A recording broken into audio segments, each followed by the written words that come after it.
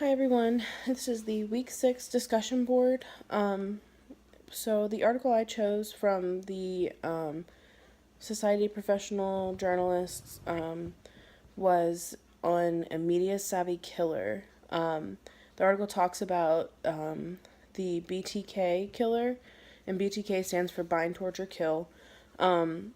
He committed his crimes from the 70s, from 74 to 86, and he wasn't apprehended until 2005.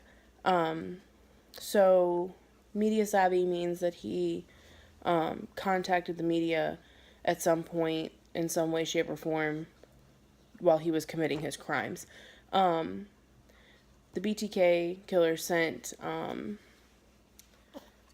letters, or somebody found a letter and sent it into the local newspaper, and they reported on it.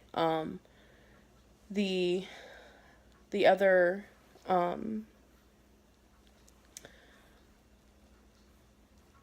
examples of a media savvy killer could be Jack the Ripper.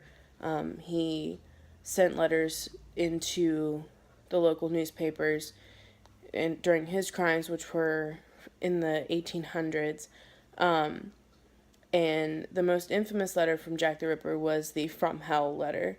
And another example of a media savvy killer is the Zodiac killer.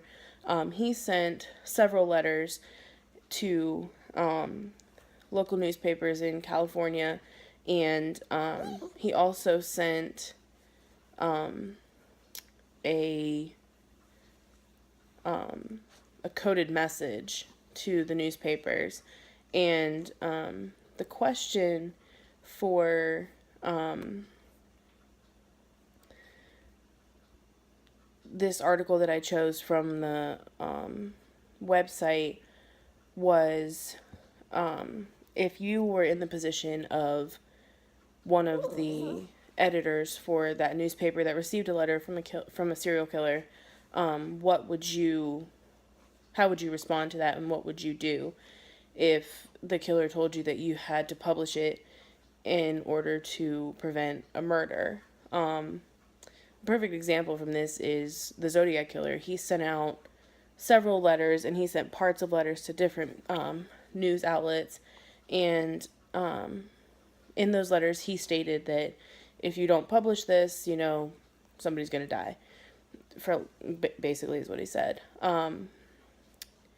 And myself, I would be very torn to publish something that a serial killer had sent. One reason I'd be torn is because you never know if the serial killer is honest or truthful about committing another murder if you don't publish the letter that they wrote. The other issue is many serial killers want the notoriety that comes with the coverage of their crimes and things like that. I personally do not know what I would do if I was in that situation, and thank God I've never been in that situation, and I don't think I ever will be. It's just scary to think that somebody's put in that kind of situation, and on top of that, if they do publish the letter that a serial killer has written in or sent in to them, that there's a whole lot of pressure on that editor to determine, okay, if I do publish this this letter, are they going to keep to their word and not kill anybody, or are they going to kill somebody anyway?